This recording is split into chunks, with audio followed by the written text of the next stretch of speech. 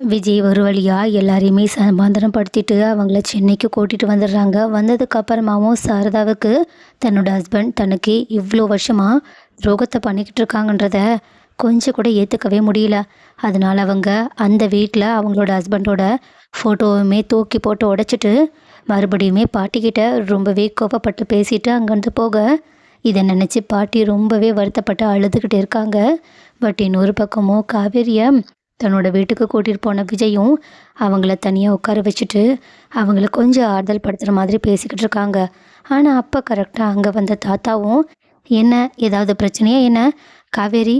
ஆமாம், வீட்டு பிரச்சனை எல்லாம் முடிஞ்சிருச்சுல்ல, அவங்க போயிட்டாங்களான்னு கேட்க, அதுக்கு காவேரியும் அழுதுகிட்டே, இல்லை தாத்தா, அவங்க கோர்ட்டில் ஸ்டே ஆர்டர் வாங்கிட்டாங்கன்னு சொல்கிறாங்க. இதை கேட்டுட்டு ஷாக்கான தாத்தாவும், விஜய் என்னப்பா, ஸ்டே ஆர்டர் வாங்குற வரைக்கும் நீங்கள் என்ன பார்த்துட்டு சும்மாவா இருந்தீங்க? முதல் ஸ்டெப்பு நம்ம தானே வச்சுருக்கணும். அது மட்டும் இல்லாமல் என்ன தான் அவங்க சந்தானத்தோட மனைவியா ரெண்டாவது மனைவியா இருந்தாலும் இப்படியெல்லாம் அவங்களுக்கு எல்லா இதுலேயும் உரிமை கொடுக்கணும்னு அவசியம் கிடையாதே. எல்லாத்துக்கும் மேலே எனக்கு என்னமோ ரொம்பவே சந்தேகமாக இருக்குது. ஏன்னா நீங்கள் கரெக்டாக வீட்டை விற்கிற நேரமாக பார்த்து அவங்க இப்படி ஒரு பிரச்சனை பண்ணுறாங்கன்னா இதுக்கு பின்னாடி எனக்கு யாரோ இருப்பாங்கன்னு தோணுதுப்பா. நான் ஏதோ உங்களை பயன்படுத்துகிறேன்னு நினைக்க வேண்டாம். இருந்தாலும் இப்படி திடீர்னு இவ்வளோ பெரிய பிரச்சனை வரும்போது அதை என்னாலேயே கொஞ்சம் ஏற்றுக்க முடியல. நீங்கள் என்ன நினைக்கிறீங்கன்னு கேட்க, அதுக்கு விஜயும், ஆமாம் தாத்தா, எனக்கும் அந்த டவுட் இருக்குது. நிவினும் நானும் இதை பற்றி தான் பேசிக்கிட்டு இருந்தோம்.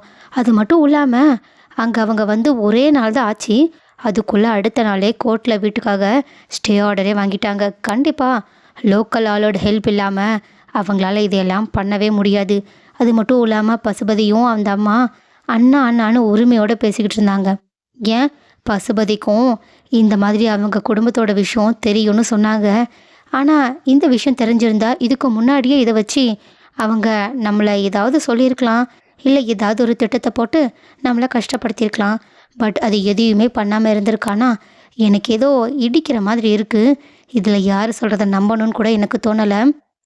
ஆனால் இது உண்மையாக இருக்கவும் வாய்ப்பு இருக்குன்னு சொல்ல, ஆனால் காவேரியோ, ஆனால் எங்கள் அப்பா இப்படி பண்ணுவாங்கன்னு நான் எதிரே பார்க்கலன்னு சொல்லிட்டு தாத்தா கிட்ட கண் கலங்கி அழுதுகிட்டே, கண்டிப்பாக அந்த பசுபதிக்கு தெரியாமல் இதெல்லாம் நடந்திருக்காது. எனக்கு தெரிஞ்சு ஒரு வேளை பசுபதியும் இவங்களும் சேர்ந்து பிளான் போட்டு தான் இப்படியெல்லாம் பண்ணிக்கிட்டு இருக்காங்களோ.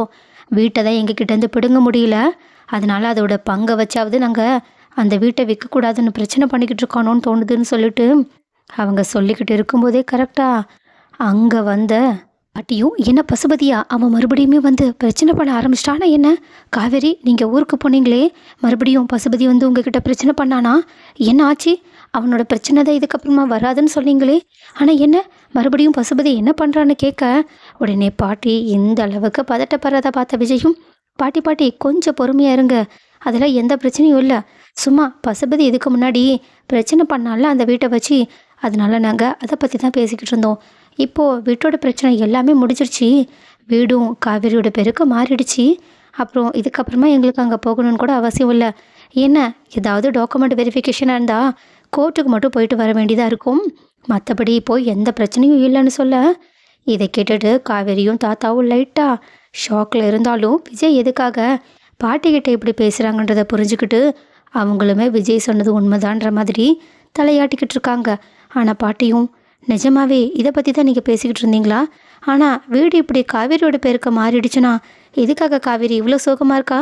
காவேரி, நீ உண்மையை சொல்லு, ஏதாவது பிரச்சனையா? மறுபடியுமே பசுபதி உங்ககிட்ட வந்து ஏதாவது பிரச்சனை பண்ணானா என்ன? நீ இப்போ கர்ப்பமாக இருக்கிறது உனக்கு ஞாபகத்தில் இருக்குதானே?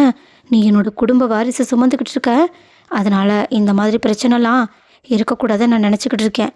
ஏன்னா ஏற்கனவே என் பேரனுக்கும் அந்த பசுபதிக்கும் இருக்கிற பிரச்சனையை யோசித்து பார்க்கும்போதே எனக்கு அப்படியே தலையே சுற்றுது. இப்போது அந்த பசுபதிக்கிட்ட மறுபடியுமே நீங்கள் பிரச்சனை பண்ணிட்டீங்கன்னா அதனால என்னோட குடும்ப வாரிசுக்கு ஏதாவது ஆபத்து வந்துருமோன்னு எனக்கு பயமாக இருக்குது அப்படின்னு சொல்லிட்டு படபடன்னு அவங்க பேசிக்கிட்டு இருக்க, அப்போ கரெக்டாக அங்கே வந்த ராதாவும், ஆமாம் என்னம்மாச்சி, நீங்கள் இவ்வளோ அதிர்ச்சி அடையக்கூடாதுன்னு டாக்டர் ஏற்கனவே சொல்லியிருக்காங்கல்ல, வாங்க நீங்கள் முதல்ல வாங்க வந்து சாப்பிடுங்க. இல்லை ராதா, இங்கே பாரு, மறுபடியும் இவங்க பசுபதின்னு ஏதோ பேசிக்கிட்டு இருக்காங்க, எனக்கு பயமாக இருக்குது.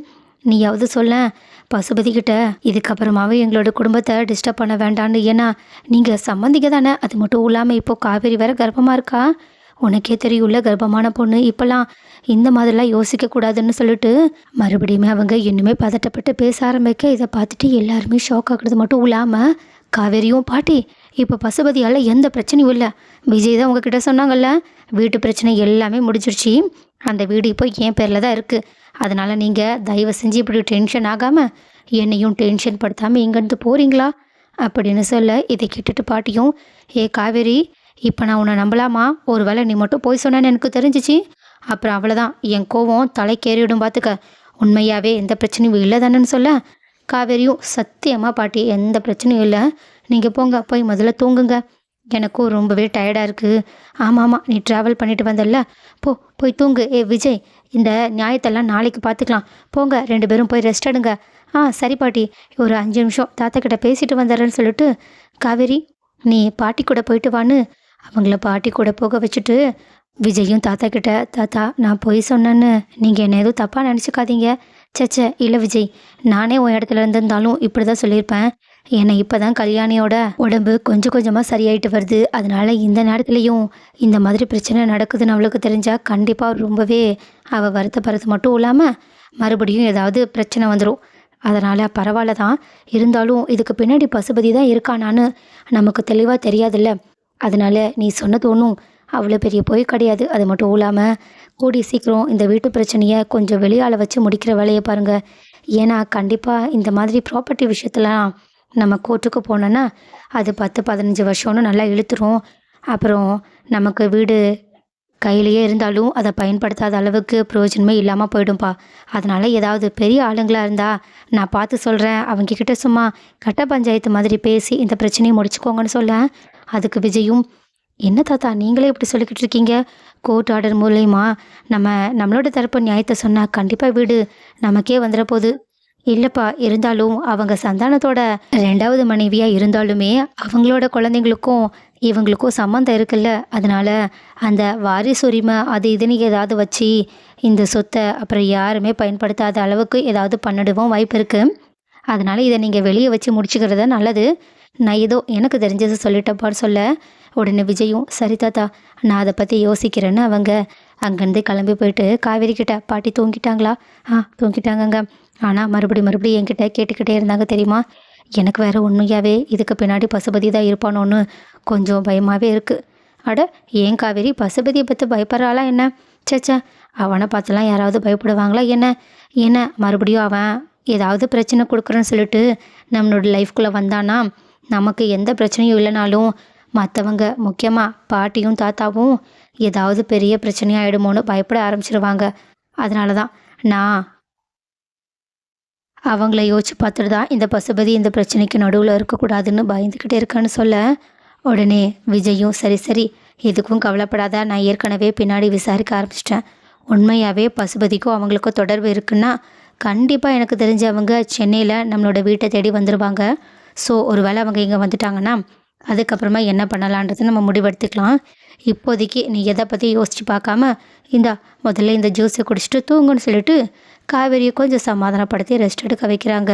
பட் இன்னொரு பக்கமும் வீட்டில் சாரதா ஒரு துளி கூட தூங்குற மாதிரியே தெரியல, அவங்கள கங்காவுமே பார்த்துக்கிட்டு இருக்காங்க, அதே சமயத்தில் வெளியே இருக்க பாட்டியுமே அவங்களோட பையனோட ஃபோட்டோவை கட்டி பிடிச்சிட்டு இன்னுமே கஷ்டத்தோடு அழுதுகிட்டு தான் இருக்காங்க. பட் அடுத்த நாள் காலையில் எப்படியோ விடிஞ்சிடுற உடனே யமுனாவும் கண்டிப்பாக வீட்டில் எல்லாருமே சுகமாக இருப்பாங்கன்னு நிவினோடு சேர்ந்து அங்கே வர அதே மாதிரி காவேரியும் விஜயை கூட்டிகிட்டு அங்கே வந்துடுறாங்க. பட் இந்த பக்கமும் சாரதா இன்னுமே அழுதுகிட்டே இருக்க, பாட்டியும் கொஞ்சம் கூட அசைவே இல்லாமல் ஒரு இடத்துல உட்காந்துக்கிட்டே இருக்காங்க, அது மட்டும் இல்லாமல் அவங்களோட கண்ணும் மூடி தான் இருக்குது, கையில் அவங்களோட பையனோட ஃபோட்டோவுமே வச்சுருக்காங்க. இதை பார்த்துட்டு முதல்ல காவேரியும், பாட்டி என்ன பாட்டி இன்னுமா தூங்கிக்கிட்டு இருக்கீங்க, முதல்ல எந்திரிங்கன்னு சொல்லிட்டு அவங்கள எழுப்ப ட்ரை பண்ண யமுனாவும் அவங்கள எழுப்ப பார்க்குறாங்க. அப்போ கரெக்டாக அங்கே வந்த கங்காவும், பாட்டி நைட்டு ஃபுல்லாக தூங்கியிருக்க மாட்டாங்கன்னு நினைக்கிறேன், ஏன்னா அம்மா மறுபடியுமே பாட்டியை ரொம்பவே மோசமாக பேசிட்டாங்க, அதனால் பாட்டி நைட்டு ஃபுல்லாக உட்காந்து அழுதுகிட்டே தான் இருந்தாங்க தெரியுமான்னு சொல்லிக்கிட்டே பாட்டி எந்திரிங்கன்னு அவங்களுமே பாட்டி எழுப்ப, ஆனால் பாட்டி எந்திரிக்கிற மாதிரியே தெரியல. இதை பார்த்துட்டு ரொம்பவே ஷாக்கான விஜயும், பாட்டி எந்திரிங்க அப்படின்னு சொல்லிட்டு அவங்கள தட்ட, ஆனால் பாட்டி அப்படியே சரிஞ்சு விடுற மாதிரி தெரியுது. இதை பார்த்துட்டு அதிர்ச்சி அடைஞ்சு சாரதாவும், அத்தை முதல்ல என்னை பயன்படுத்தாமல் எந்திரிச்சு உட்காருங்க, கண்ணை முழிங்க அப்படின்னு கேட்க, ஆனால் பாட்டியோட இதில் அசையவே தெரியல. இதை பார்த்துட்டு நிவினும் அவங்களுக்கு நாடி துடிப்பு இருக்கான்னு லைட்டாக செக் பண்ணி பார்க்க அதெல்லாம் இருக்குது, ஆனால் ரொம்பவே ஸ்லோவாக இருக்குது.